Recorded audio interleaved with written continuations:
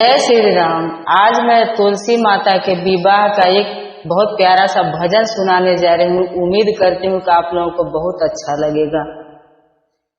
अंगना में तुलसी लगाई, चला हो सखी पूजन कराई। अंगना में तुलसी लगाई, चला हो सखी पूजन कराई। राम जी आए, लक्ष्मण जी आए, राम जी आए, लक्ष्मण जी आए, संघवा में सीता जी आई, चला हो सखी पूजन कराई।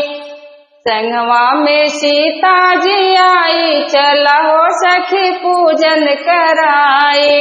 अंगना में तुलसी लगाई, चला हो सखी पूजन कराई।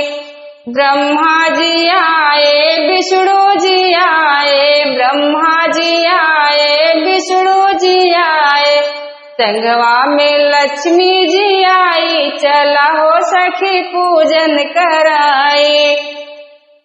संगवा में लक्ष्मी जी आई, चला हो सखी पूजन कराई।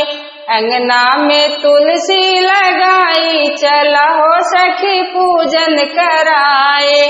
शंकर जी आए, गणपति जी आए, शंकर जी आए, गणपति जी आए, गौरा जी संगमा में आई, चला हो सखी पूजन कराए। संगवा में गौरा जी आई, चला हो सखी पूजन कराई।